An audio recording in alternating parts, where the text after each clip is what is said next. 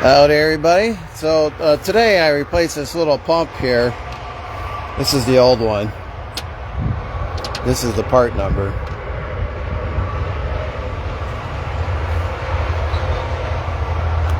Okay. It sits right there. See how it screws into that brass fitting?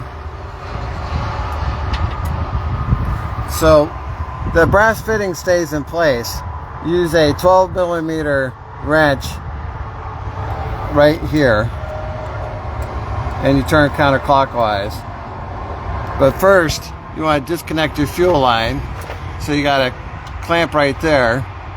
Take that clamp and push it up the line, and then push that rubber hose off that fitting right there.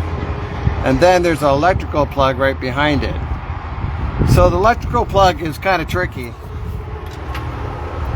Here's the electrical plug.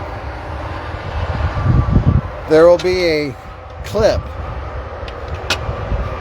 that goes right around it, and you have to use a pick, pull that clip off, and then you can pull that plug right out. When you put it back on, you need to have the clip out for it to seat, and then push the clip in. Now, I lost mine. When I pulled it out the first time, it went flying. I can't find it. So what I did was I just taped it up so that it doesn't come undone.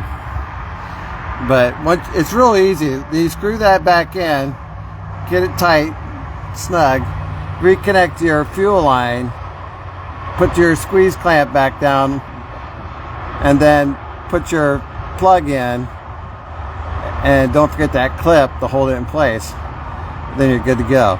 If you lose the clip or you don't have the clip, just tape it up real good, and that'll hold that plug in place.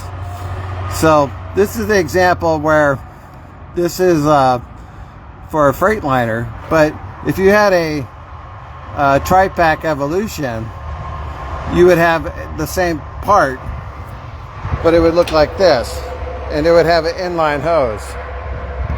So you would just disconnect the hose from this end, disconnect the hose from that end, unplug it, put in the new part, then reconnect your hoses.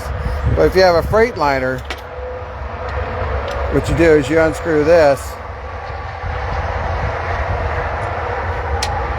Okay. Now that screws right into the brass fitting. You use a little bit of Teflon tape on your threads there. You'll notice that there's a screen inside there as well. So that's how you replace that little pump. About an hour, take your time.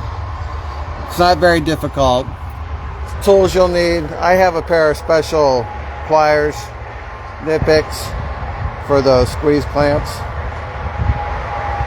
Those come in handy. 90-degree pick. 13mm wrench. You'll need a 17mm wrench to initially disconnect that larger nut right there. So this will be 17mm right here. This will be 12mm right there. 12 or 13. I think 13 works best. And then some Teflon tape. And that's it. Not a very hard project. Not worth putting in a work order unless you got a lot of money. But it's a very common fault with these Airtronic heaters. I've already swapped out the burner assembly itself with the spare I had.